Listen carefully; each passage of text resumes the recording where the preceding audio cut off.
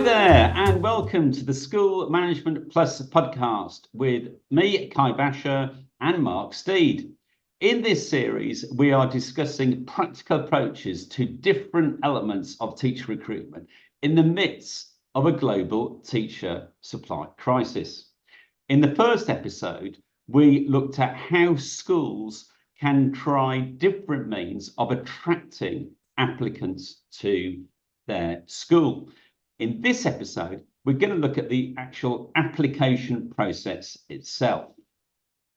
First question, Mark, is the bugbear of any applicant's existence when they're applying for jobs is the letter of application.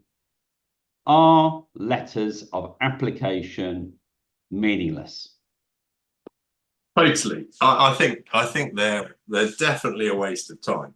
I think we've got enough difficulty getting people to apply for jobs than putting huge barriers in place and expecting people to write long personalized letters on their application, and also filling in endless forms as well. I mean, these are real barriers to entry, and the whole thing is rendered even more meaningless in the world of ChatGTP. I mean, I got an application the other day, and somebody hadn't even filled in the examples. It's with the ChatGTP, it said add a few personalized examples, and they hadn't done it. So these two things, I think, mean it's pretty much a waste of time.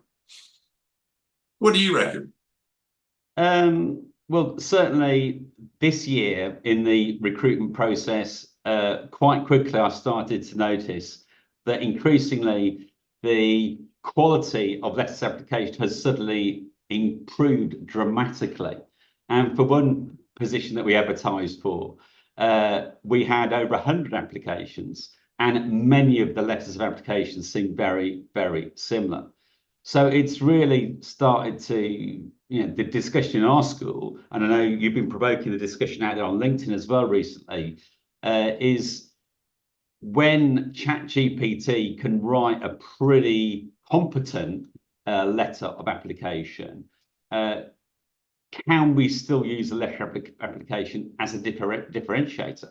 I think that's one of the big questions for us. I don't know what are your thoughts, Mark?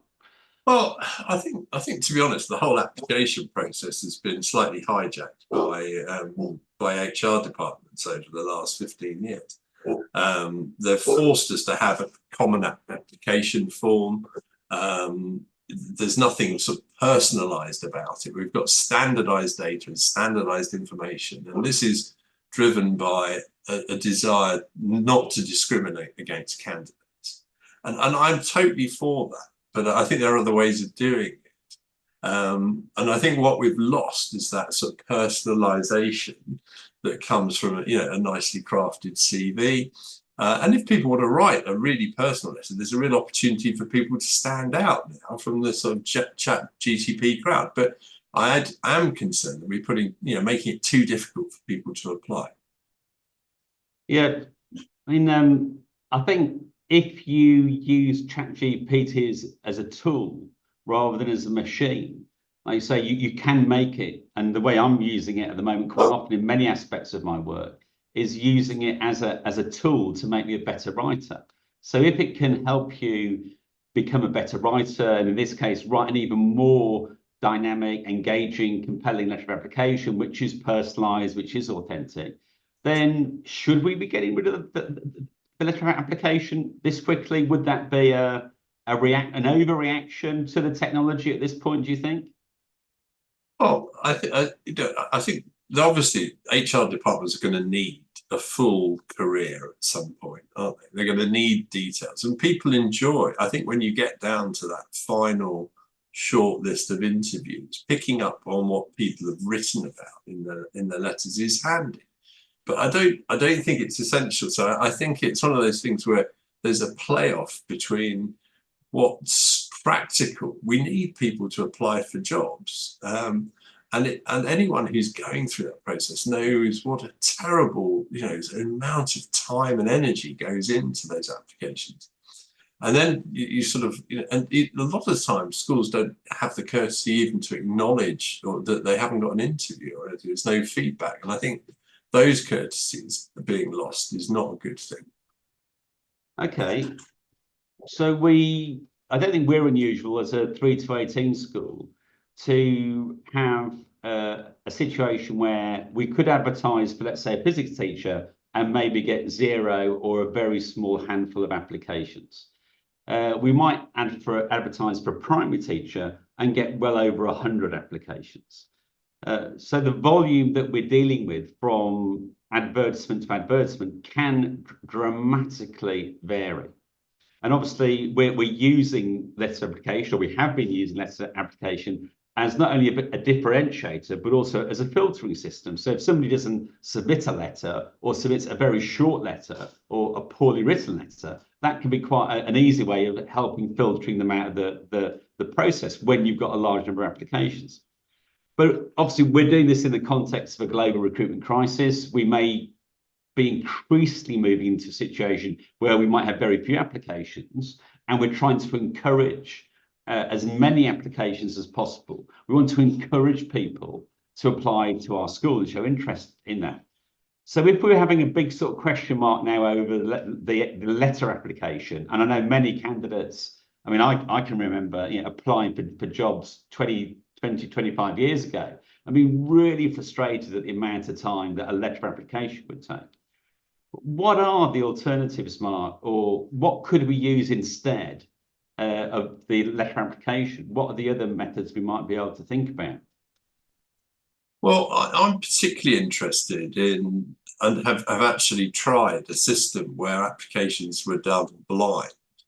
And this was for a senior management post, actually for a deputy head pastoral role. And it worked really well because we set a series of tasks which we then marked independently as a senior management team who were effectively on the appointment panel.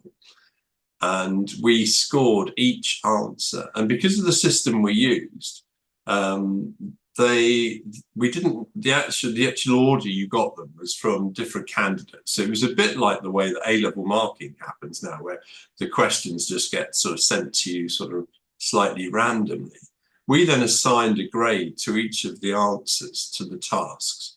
So it might have been a letter writing task, or it might have been a what would you do in this situation type task, and different scenarios. And from that, we committed ourselves to interviewing the top 3 candidates on the scoring system.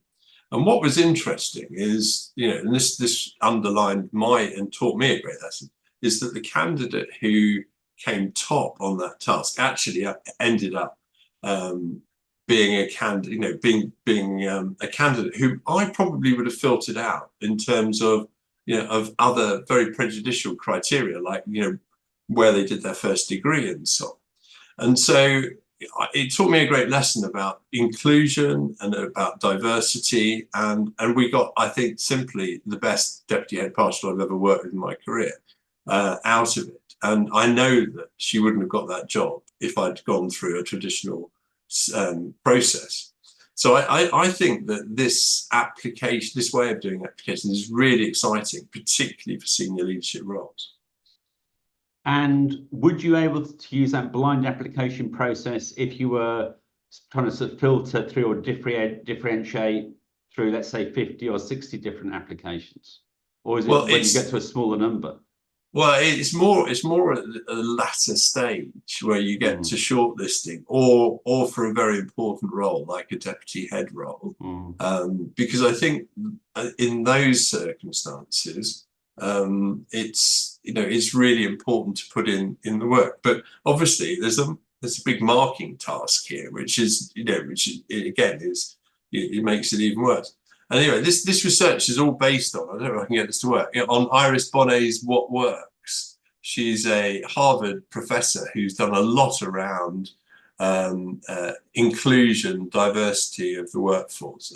Really worth looking at as a book. And that's where the underlying research comes from. So if we want to find out more about blind applications and maybe the principles behind that sort of process, Iris Bonnet, what works? What works, and the company we used was is a government-sponsored company called Applied. Beapplied.com is the company we used, and they're also very good. They do a free tool for looking at the way you word applications when you do adverts as well, to check that there's no sort of bias in them in terms of excluding particular groups. Okay, that's really helpful. Interesting idea there, the blind application process. What about using LinkedIn or maybe CV only applications in the first sort of sifting part of the process? What are your thoughts on that? I would go for it. I really would, because I mean, I think a LinkedIn profile tells you a lot of. I mean, your LinkedIn profile tells me enormous amounts about you. It tells me about your education. It tells me what ongoing training you've done, Kai. But it also shows how you engage with the educational debates that are going on. It's got stuff you've written up there. I think it's a really good shop window. And I think if people spent time, curating, in a sense, that part of it, then that should stand for everyone. And obviously there is a feature within LinkedIn where you can pull it down, but I don't know what you think. I know an HR department might not like this. It's too woolly. It's not uniform enough. Well, I think as we now are starting to question every part of the process, and ChatGPT is helping us to do this really, it's really making us to question every part of the process and what the purpose is of every part of the process. I think, like you say, everything's up for grabs, and I think we do need to look at LinkedIn, or maybe only asking for CVs, or this idea of blind applications. I think these are all really interesting ideas, which on the one hand need to make the application process as simple as possible in some ways for the potential applicants, but also help us intelligently and fairly differentiate between the candidates who apply to our schools, so we can actually find the best fit for them and for us.